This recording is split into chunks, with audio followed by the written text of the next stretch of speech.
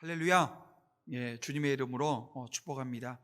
우리 장로님 기도하셨지만 코로나19가 정말 급속히 빠른 속도로 확산돼 있습니다. 제가 어제 그저께까지 그 성북구에 확진자를 봤더니 일주일 동안 40명이 넘게 확진이 된 걸 확인을 했습니다. 너무 많은 확산세에 있습니다. 여러분들 정말 간절히 주님께 기도하며 간구하며 나아가는 그런 저와 여러분 되어지기를 원합니다. 그래서 오늘부터 몇 주간에 걸쳐서 인생의 방향을 잃었을 때라고 하는 제목으로 여러분들과 함께 말씀 나누길 원하는데요. 오늘 우리에게 그 믿음으로 세워지길 원하시는 그 하나님의 마음을 품고 오늘 우리가 함께 나아가길 원합니다. 오늘은 우리 함께 봉독한 말씀으로 하나님을 바라보라 라고 하는 제목으로 말씀 전하도록 하겠습니다. 이 존 파이버 목사님이 쓰신 책 중에 시편을 마음에 채우다라고 하는 책이 있습니다. 이 존 파이버 목사님은 이 책의 서문에서 이런 말씀을 하십니다. 구약 성경 중에 가장 많은 사랑을 받은 책이 시편일 것인데 그 이유는 어떤 성경보다도 많은 생각과 감정을 경험하게 하기 때문이라는 거예요. 여러분, 오늘 우리가 인생을 살아나가면서 오늘 우리가 경험하지 않아도 되는 일들이 참 많지 않아요? 근데 경험하지 않더라도 오늘 우리가 거기에 그것이 어떤 것인지에 대한 것들을 알 수 있다는 거예요.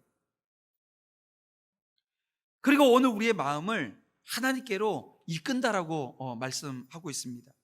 시편이 사람의 말이죠. 사람이 쓴 거니까. 하지만 여러분, 이것은 하나님의 말씀이라고 하는 사실, 그리고 이 시편의 말씀을 제대로 이해하기만 한다면 우리의 정서를 올바른 방향으로 이끌 것이라고 이 존 파이버 목사님이 주장을 하면서 이런 말씀을 하시는 걸 책에서 제가 발췌를 했는데 한번 읽어드릴게요. 우리가 시편을 읽고 노래할 때 우리의 생각과 감정이 하나님에 의해 빚어진다라고 하는 말씀을 하십니다. 그러니까 오늘 우리가 시편을 읽으면, 그리고 그 읽으면서, 그 읽는다는 것은 묵상을 하는 걸 얘기하는 겁니다. 이 묵상하게 되어지면 오늘 우리의 생각과 감정이 하나님에 의해서 빚어진다는 거예요. 근데 저는 이 말씀을 이 구절을 요 글귀를 읽으면서 이런 마음이 드는 거예요. 오늘 우리가 빚어진다, 하나님에 의해서 빚어진다라고 할 때 꼭 필요한 과정이 하나가 있다는 거예요. 그 과정이 뭘까요? 오늘 본문의 제목입니다. 하나님을 바라보는 것입니다. 하나님을 바라보지 않으면 이 시편을 수많은 사람들이 읽지만 이 시편을 읽으면서 빚어지지 않는 이유가, 하나님에 의해서 빚어지지 않는 이유가 뭐냐면 하나님을 바라보지 않기 때문 아닐까요? 여러분, 어떤 상황에서도 저와 여러분은 하나님을 바라봐야 합니다. 또 책을 한 권 제가 더 소개하는데요. 그 게리 토마스 이 목사님이 쓰신 고통스러운 관계 떠나기라고 하는 책이 있습니다. 이 책에서 이 게리 토마스는 예수님께서 사복음서에서 무려 24번이나 사람들로부터 떠나셨다는 거예요. 어떨 때는 본인이 떠나기도 하셨지만 때로는 사람들이 요청을 해요. 떠나달라고. 그러면 예수님께서는 떠나셨다는 거예요.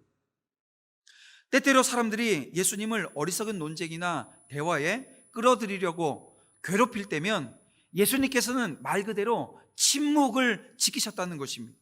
그리고 사람들이 예수님에게 떠나달라고 요청하면 예수님께서 대부분 다 수용하셨습니다. 그래서 이 책에서도 이 게리 토마스 목사님이 어떻게 단정을 하냐면 이런 단정을 합니다. 제가 한번 읽어드릴게요. 우리는 언쟁할 필요가 없다.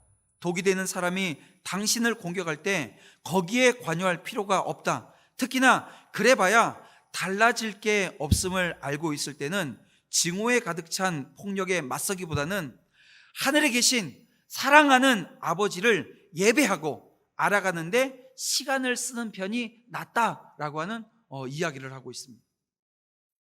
여러분, 어떻습니까? 이 땅에 순교자로 오셨음에도 불구하고 여러분, 반복적인 공격과 폭력에 대해서 우리 주님, 우리 예수님께서는 피하셨습니다. 주님이 그러셨던 것처럼 하늘 아버지의 발 아래 앉아서 그분의 사랑과 보살핌을 저와 여러분이 받아야 되지 않을까요? 여러분, 그러기 위해서 오늘 우리에게 필요한 것은 하나님을 예배하는 것, 다시 말하면 하나님을 바라보는 것, 이게 오늘 저와 여러분 가운데 있어야 된다는 거예요. 그러나 어떻습니까? 우리는 고난을 당할 때 그 고난의 현장에서 그 고난만 바라봅니다. 내게 고통을 주고 있는 그 사람만 주목하더라는 거예요. 여러분, 이것은 오늘 우리가 이 땅에 인생을 살아나가는 그 모든 사람이 가지고 있는 공통점 중에 하나라는 거예요. 고난의 순간에 그 고난을 넘어서 이 사단을 바라보지 못하고 그 고난 가운데 오늘 우리를 세우시며 인도하시며 오늘 우리를 바른 길로, 그래서 하나님께서 원하시는 자의 그 믿음의 분량까지 성장하기를 원하시는 그 아버지의 마음을 헤아리는 모습이 우리 가운데 없다는 거예요. 그래서 고난을 생각하면 무기력해집니다. 낙심에 빠지게 되어집니다. 그런데 오늘 우리가 이 시편 62편을 보게 되어지면 다윗은요, 이 고난이라고 하는 상황에 집중하지 않습니다.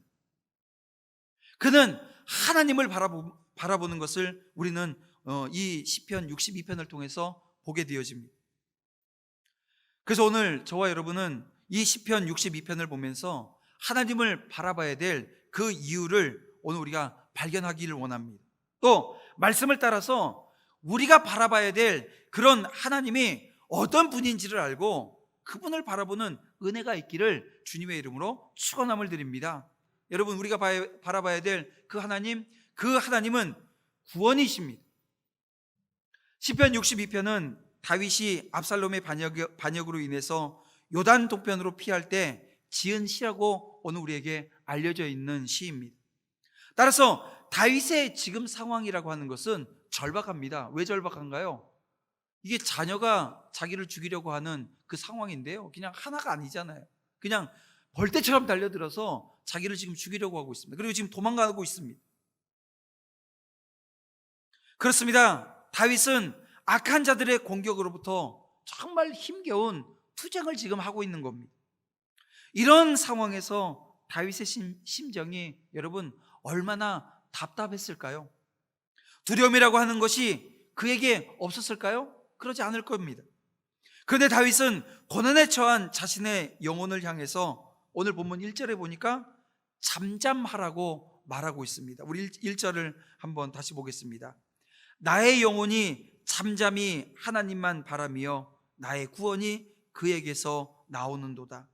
이게 지금 자기는 지금 어떻게 심령이 막 요동치고 있는 거예요. 그런데 그 요동치는 자기 심령을 향해서 뭐라고요? 잠잠하라는 거예요. 잠잠해져야 된다는 거예요.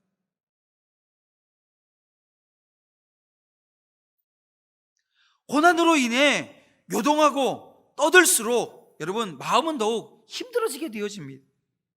여러분, 존 파이버 목사님께서 시편이 많은 감정과 생각을 경험하게 한다고 말씀하잖아요. 여러분, 이 본문을 통해서 오늘 우리가 이것을 경험해야 됩니다.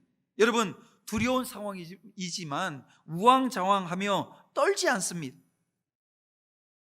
자기 지금 현재 상황, 이 고난의 상황을 타개하려고 하지도 않아요. 그럼 뭐 하고 있습니까? 그저 하나님만 신뢰하고, 그리고 그의 감정이, 그의 마음이 어떠한가라고 하는 것을 오늘 우리가 바라보게 되어지면 여러분 명확해집니다. 오늘 본문 1절에 나의 영혼이 잠잠히 하나님만 바란다고 고백하고 있지 않습니까? 여러분, 이 고백에서 여러분은 폭풍 속에 이 고요라고 하는 것을 여러분 느껴지셔요?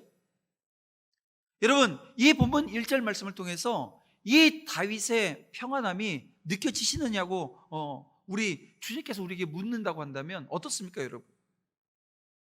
여러분, 오늘 우리가 아무리 강심장애라고 해도 여러분 보세요. 내가 죽음이 내 앞에 놓여 있다라고 여러분 한번 생각해 보시기 바랍니다. 인간이 느끼는 감정 중에 가장 두려운 감정이 이 죽음에 대한 감정 아닙니까? 그 감정이 들 때 내 마음이 조금 더 흔들리지 않을까요? 흔들릴 수 있다는 거예요. 근데 다윗에게 그런 요동이 없다는 겁니다. 그 요동이 없어야 된다고 우리에게 말씀하고 있는 것처럼 들립니다. 마치 호수처럼 잔잔하게 느껴집니다. 여러분, 어떻게 이게 가능했냐라고 하는 겁니다. 그것은 하나님에 대한 절대적인 신뢰입니다. 그렇습니다. 진정한 성도인지, 오늘 내가 정말 하나님 앞에 바로 서 있는지, 내가 지금 하나님만 바라보고 있는지라고 하는 것을 측정할 수 있는 척도는요, 여러분, 위기의 순간이라는 거예요. 고난의 순간이라는 것입니다. 성경을 보면 위기의 순간에 하나님을 잠잠히 바라봤던 사람들이 여기저기 많이 기록되어져 있습니다. 그런가 하면 그렇지 못한 사람들의 예도 많이 나옵니다. 그 가운데 이 하나님만 잠잠히 바라봤던 그 대표적인 인물 누구냐? 만약에 물으신다고 한다면 저는 모세를 예로 들 거예요. 여러분, 모세가 이스라엘 백성들을 이끌고 홍해에 다다랐을 때, 여러분, 그 애굽의 수많은 군대들이 이 철병거를 끌고 지금 뒤에서 추격하고 오고 있습니다. 이스라엘 백성들은요, 앞으로 나갈 수도 없어요. 왜요? 홍해가 있어요. 거기 들어가게 되면 다 빠져 죽어요. 뒤에는요, 애굽의 군대가 쫓아옵니다. 마치 도관에 든 쥐처럼 아무것도 할 수 없는 그런 처지에 놓여 있습니다. 그러자 백성들이 요동하기 시작을 해요. 그들은 모세를 향해서 애굽 땅에 매장지가 없어서 자신들을 이 광야로 이끌어내서 죽게 만드냐고 원망의 소리를 막 쏟아놓기 시작합니다. 그때 모세가 백성들을 향해서 이런 말을 해요. 이게 출애굽기 14장 13절 말씀인데요, 제가 읽어드리겠습니다. 너희는 두려워하지 말고 가만히 있어서 여호와께서 오늘 너희를 위하여 행하시는 구원을 보라. 곧 잠잠히 하나님의 구원을 기다리라고 지금 말씀하고 있는 것입니다. 모세는 하나님에 대한 절대적인 믿음이 있었습니다. 모세는 10가지 재앙으로부터 이스라엘을 보호하신 그 하나님이 이제 와서 그 광야에서, 이 광야를 지금 이 광야라고 하는 이 고난의 현장에서 자기들을 죽게 내버려 둘 거라고 하는 것, 이건 상상조차 할 수 없는 일이었다는 것입니다. 그는 하나님이 이스라엘을 구원하실 것에 대한 분명한 확신이 있었습니다. 그래서 여러분, 뭐라고 얘기해요? 가만히 있어서 하나님의 구원의 역사를 바라보라는 거예요. 이걸 지금 백성들에게 요구하고 있는 것입니다. 여러분, 이러한 모세와는 달리 위기 앞에서 하나님을 잠잠히 바라보지 못했던 그 대표적인 인물 하게 되어지면 사울왕을 아마 들 수 있을 겁니다. 이 사무엘은 이 블레셋과의 전쟁을 앞두고 있는 그 사울에게 자신이 백성을 위해서 제사를 드려주겠다고 약속을 하게 되어집니다. 그리고 사울은 먼저 이 출전을 하게 되어져요. 그리고 진을 칩니다. 그런데 약속한 때가 다 되어 가는데 이 사무엘이 나타나질 않는 거예요. 그런데 그 와중에서 이 블레셋의 공격이 시작되었습니다. 그러자 이스라엘 이 진영에서 이게 도망하는 이탈자들이 막 생기기 시작하는 거예요. 탈영자들이 생기는 겁니다. 사울의 마음에 다급함이 막 생긴 거예요. 두려움이 그의 마음을 지배하기 시작합니다. 군사들이 다 달아나고 나면 이 전쟁은 어떻게 될 거라고요? 패하고 말 거라는 거예요. 걱정에 사로잡힙니다. 그래서 그는 사무엘을 기다리지 않고 자신이 직접 번제를 드리고 말았습니다. 위기가 닥쳐오자 잠잠히 하나님만 바라보지 못하고, 여러분, 두려움의 요동에서 자신이 직접 그 난국을 타개하려고 한 겁니다. 인간적인 생각, 인간적인 마음, 내 기준으로 이 문제를 해결하겠다는 거예요. 인생에 여러분, 폭풍에 몰아치는 것 같은 그 상황들이 오늘 우리의 삶에 얼마나 자주 등장을 합니까? 지금 이 한국 사회에, 지금 한국만 아니죠, 전 세계가 이 코로나19라고 하는 전염병으로 여기저기 몸살을 앓고 있습니다. 그리고 많은 사람들이 이 감염병으로 목숨을 잃었습니다. 두려울 수 있어요. 무서울 수 있어요. 인간적인 방법들 막 생각나게 되어집니다. 하지만 여러분, 오늘 저와 여러분은, 오늘 우리 믿음의 사람들은, 여러분, 코로나19만이 아니고요, 우리 인생에 수많은 문제들이 있잖아요. 그 문제 앞에 오늘 우리가 할 수 있는 게 무엇입니까? 잠잠히 하나님만 바라보는 것입니다. 그러나 거짓 성도들, 하나님 편에 서 있지 못하게 되어지면 이 사울 왕처럼 잠잠히 하나님만 바라보지 못하고요, 요동하게 되어집니다. 어떻게 해요? 자기 힘으로 그 문제를 해결하겠다고 나서게 되어진다는 거예요. 여러분, 묻습니다. 하나님은 지금 오늘 본문 말씀을 우리에게 주시면서 저와 여러분에게 묻습니다. 너 나의 자녀냐? 네가 정말 성도야? 여러분, 위기의 순간에도 잠잠히 하나님만 바라보는 그런 진정한 믿음이 저와 여러분에게 있는지 하나님은 물으신다는 거예요. 진정 다 그러한 믿음의 사람이 되어서 하나님께 인정받는, 그리고 위기에서 구원받는 신실한 주의 종들이 다 되시기를 주님의 이름으로 축원합니다. 어차피 인간들의 소동에는 여러분 구원이라고 하는 것이 나오지 않습니다.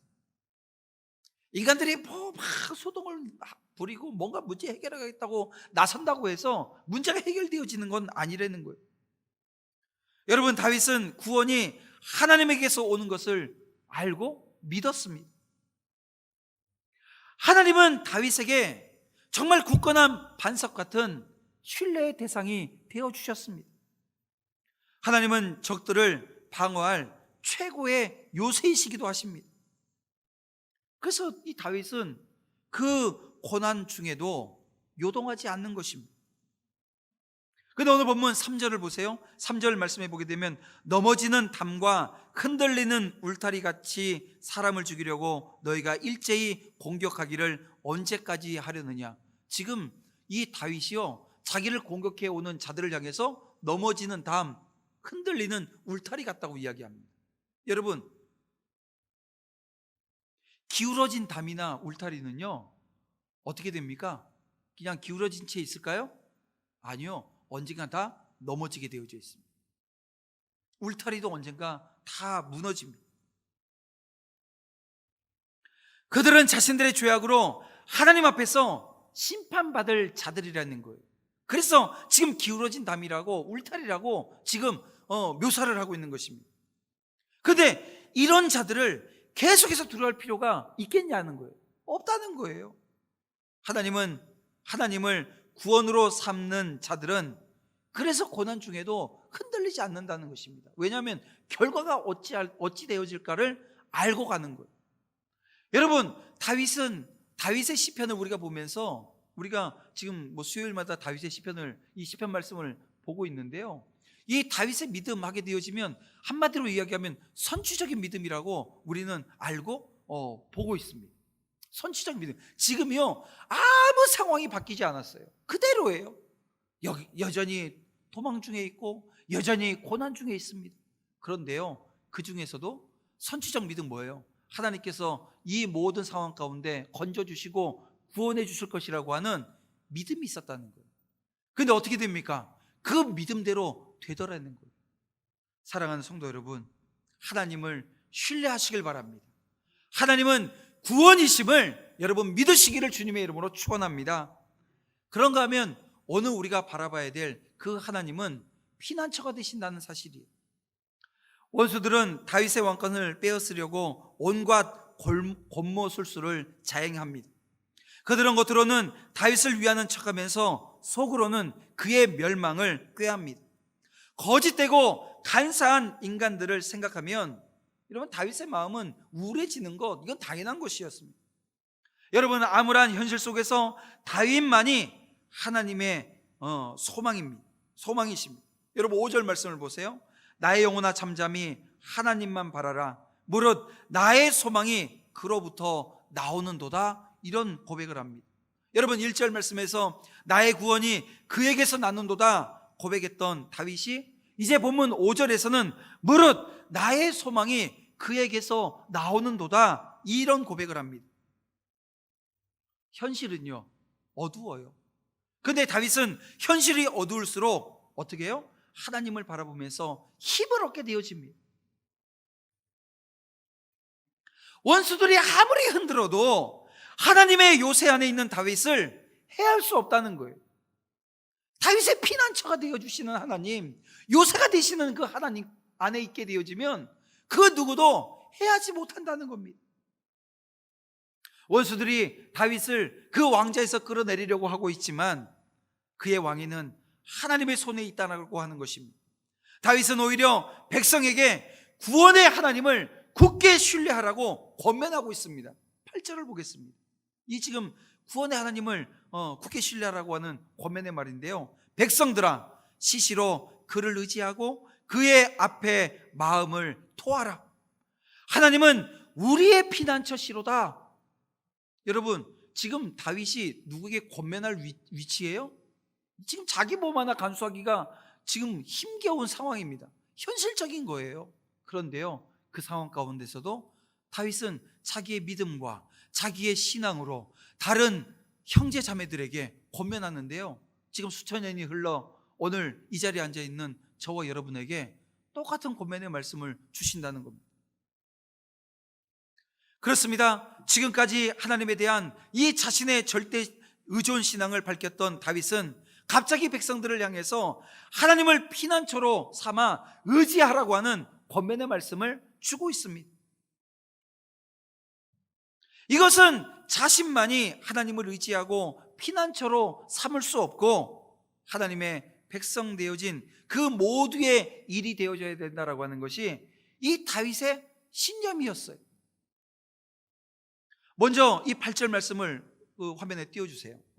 이 8절 말씀을 보게 되어지면 다윗은 시시로 하나님을 의지하라고 권면합니다. 백성들아 시시로. 여러분, 이 시시로라고 하는 말은요, 자주라고 하는 뜻이 아닙니다. 이 시시로는요, 자주라고 하는 뜻이 아니라 항상이라고 하는 뜻이에요. 도움이 필요한 그 순간만이 아니라 그렇지 않을 때도 하나님을 의지해야 한다라고 하는 것입니다. 무슨 말이냐면요, 사방의 음침한 골짜기에서만 하나님을 찾고 하나님을 의지하는 것이 아니라 어떻게 해요? 푸른 초장에서도 하나님을 찾고 하나님을 의지해야 된다는 것입니다. 여러분, 이게 쉬울까요? 쉬워 보입니까? 그렇지 않습니다.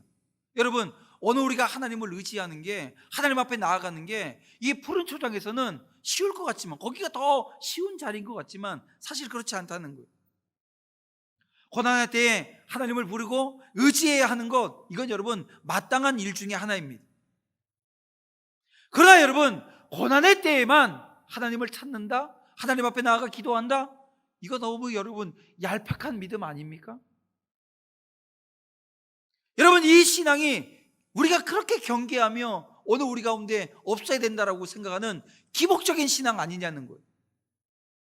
여러분, 이 신앙을 우리는 경계해야 합니다. 다시 말씀드리지만 시시로 항상 하나님을 의지해야 된다는 것입니다. 그럼 여러분, 어떻게 하는 것이 항상 하나님을 의지하는 걸까요? 여러분, 거기에 대한 답이 또 8절 계속돼서 나오는데요, 그 앞에 마음을 토하라, 이렇게 말씀하고 있다는 것입니다. 여러분, 이것은 하나님을 의지하는 방법을 지금 우리에게 말씀하고 있는 것입니다. 여기서 토하다라고 하는 것은 물을 쏟아놓다라고 하는 의미입니다. 따라서 하나님 앞에 자신의 마음을 토한다라고 하는 것은 그릇에 있는 물을 쏟듯이 마음에 있는 모든 것을 하나님 앞에 쏟아놓으라는 거예요. 어떤 게 있을까요? 슬픈 일, 괴로운 일, 근심되고 걱정되는 일, 때로는 수치스러운 일도 있을 거고요, 때로는 내가 죄를 지었던 악한 일들도 아마 있을 것입니다. 그러나 이 모든 것을 하나님 앞에 내어놓으라는 거예요. 이것은 달리 말하면 자신의 모든 문제를 하나님께 내어놓고 의뢰하라고 하는 말씀이 되어지는 것입니다. 여러분, 사소한 문제라고 하나님 앞에 가지고 나가지 않아도 되는 게 있을까요? 만약에 그런 게 있다고 한다면 이건 여러분, 오늘 우리가 하나님을 온전히 신뢰하지 못한다라고 하는 거죠. 오늘 우리가 인생에 수많은 문제들이 있습니다. 여러분, 그 종교개혁을 했던 그 루터 같은 경우는요, 고해성사라고 하는 걸 하잖아요. 고해성사를 하는데 계속해서 가서 가다가 고해성사하고 돌아서 한 100m 더 가기 전에 또 죄가 기억나면 또 가서 고해성사를 하는 거예요. 그랬더니 고해성사를 하는 사제가 그랬대요. 좀 죄가 될 만한 거 가지고 와서 좀 죄가 될 만한 거 가져와서 좀 고해성사하라고, 그래서 호통을 쳤다는 얘기가 있습니다.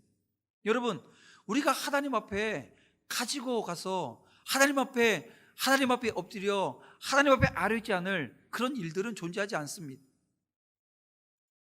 여러분, 만약에 오늘 우리가 가장 사소한 문제라도 하나님 앞에 나아가 간구한다면 그것은 하나님을 전적으로 의뢰한다, 신뢰한다라고 하는 믿음의 표현 아니겠습니까?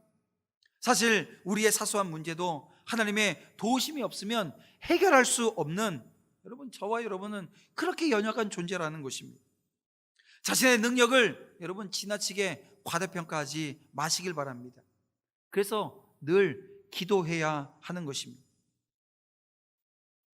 여러분, 마가복음 9장을 보게 되어지면 말 못하고 귀신 들린 아이를 고쳐주시는 그 장면이 나오는데요, 이게 바로 앞에 나오는 장면은 변화산 사건입니다. 변화산에서 예수님께서 변화되어지는 그 모습이 나오고, 그러고 나서 예수님께서 내려오셨더니 제자들이 이 말 못하고 귀신 들린 아이를 고치지 못하는 거예요. 예수님께서 고쳐주셨습니다. 그랬더니 제자들이 조용히 와서 그 마가복음 9장 28절에 이렇게 묻습니다.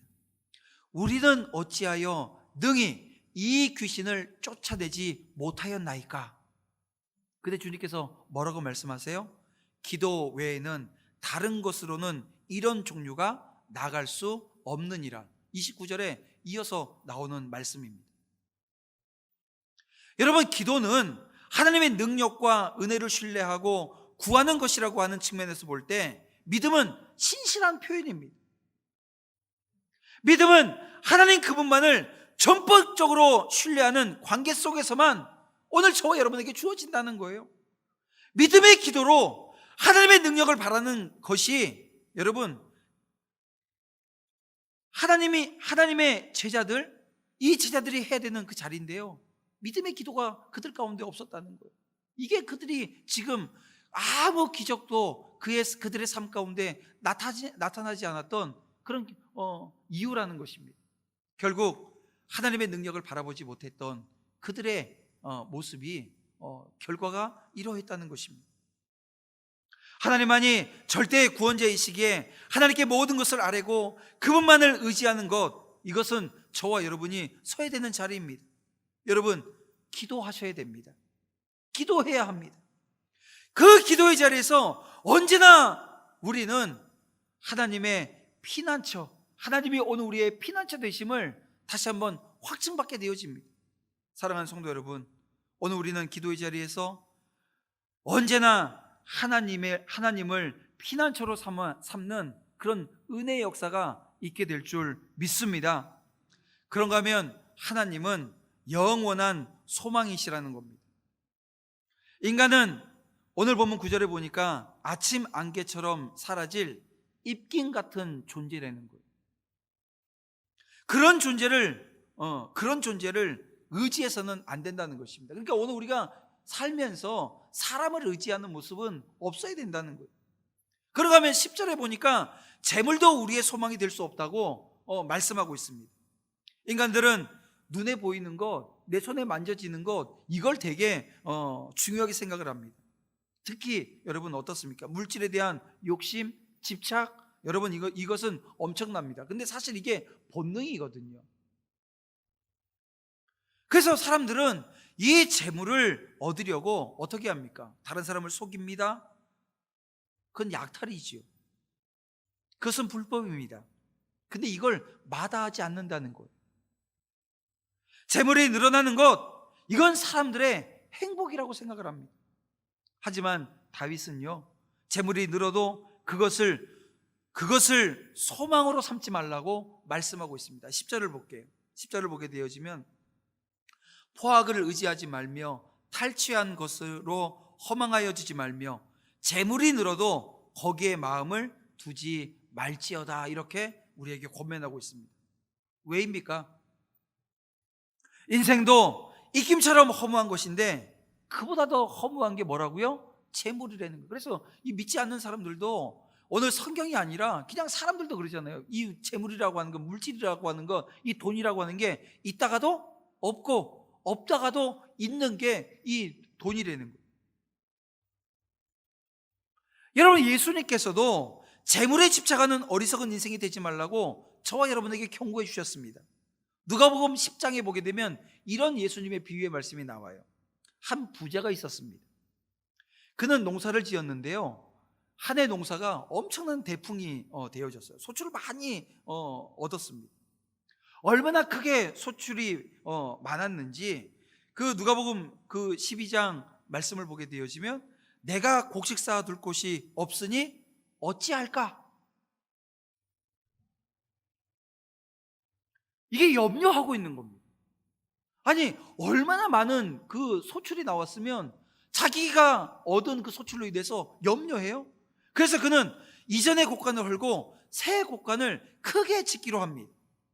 그리고 말하기를 뭐라고 말하냐면요, 영혼아, 여러 해 쓸 물건을 많이 쌓아두었으니 평안히 쉬고 먹고 마시고 즐거워하자. 여러분, 이것은 부자가 재물을 온전히 의지했다라고 하는 것을 오늘 우리에게 보여주는데요, 그런데 그날 하나님이 그에게 나타나서 말씀하시는데 뭐라고 말씀하시냐면, 어리석은 자여, 오늘 밤에 내 영혼을 도로 찾으리니 그러면 내 준비한 것이 누구의 것이 되겠느냐? 여러분, 이 말씀은 주님께서 성도들에게 재물을 하나님처럼 의지하고 마음을 재물에 빼앗겨선 안 된다라고 하는 그 말씀을 우리에게 주신 것입니다. 여러분, 오늘 이 땅에서 사람이, 재물이 오늘 우리의 영원한 소망이 될 수는 없는 것입니다. 저와 여러분의 온전한 소망은 하나님이심을 우리가 고백해야 합니다. 세상의 모든 것이 쇠하고 편할지라도 하나님의 권능은 영원함을 여러분 믿으시길 바랍니다. 그리고 진정으로 두려워하고 소망을 삼아야 될 그 대상은 오늘 우리의 아버지 되시는 하나님이십니다. 사랑하는 성도 여러분, 오늘 저와 여러분은 광야와 같은 세상을 살아가고 있습니다. 이 광야와 같은 인생길을 우리가 가노라면 인생의 방향을 잃어버릴 것과 같은 그런 상황들 수많이 만나게 되어집니다. 그리고 그 방황하는 그 상황 가운데 수많은 유혹들이 오늘 우리에게 오게 되어집니다. 여러분, 폭풍이 몰아칠 것 같은 상황에서도 하나님을 바라보는 흔들리지 않는 믿음으로 하나님 앞에 엎드려지길 원합니다. 기도하기를 원합니다. 사망의 권세가 아닌 하나님의 능력을 구하는 저와 여러분이 되어지기를 주님의 이름으로 축원함을 드립니다. 여러분, 다윗은 고난 중에 흔들리지 않습니다. 이 죽음의 위협 앞에 흔들리지 않았다는 거예요. 그가 그 원수들을, 자기를 죽이려고 하는 자들을 능히 이겨낼 수 있는 힘이 있고, 아니면 그에게 아주 강한 정신력이 있어서가 아니라는 거예요. 그가 하나님을 바라보았기 때문입니다. 그리고 그는 그가 바라본 하나님은 구원의 하나님이셨고 피난처가 되어주셨으며 영원한 소망의 하나님이셨다는 것입니다. 그 하나님은 다윗의 하나님이시며 동시에 저와 여러분의 하나님이심을 여러분 믿으시길 바랍니다. 다윗처럼 인생의 방향을 잃어버릴 만한 그런 위협이 오늘 우리의 삶 가운데 수없이 찾아올 것입니다. 그때 구원의 하나님이 저와 여러분과 함께하고 계심을 여러분 믿으시길 바랍니다. 구원이 하나님의 손에 있음을 알게 되어지면 하나님을 굳게 신뢰하게 되어집니다.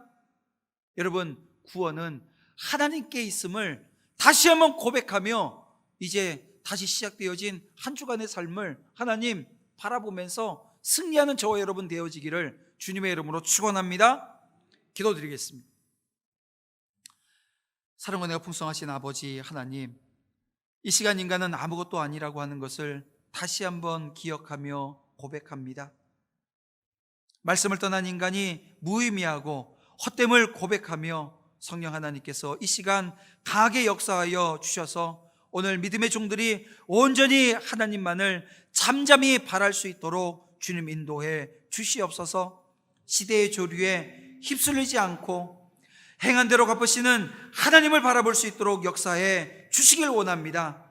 진리는 단순하고 편하지 않는다라고 하는 것을 다시 한번 고백하게 하시고 하나님을 오랫동안 묵상하는 종들이 되어질 수 있도록 주님 인도해 주시옵소서. 그 다윗이 바라봤던 그 하나님을 다시 한번 믿음의 종들이 잠잠히 고백하며 바라볼 수 있는 은혜 허락하여 주실 줄 믿사오며 예수님의 이름으로 기도드립니다. 아멘.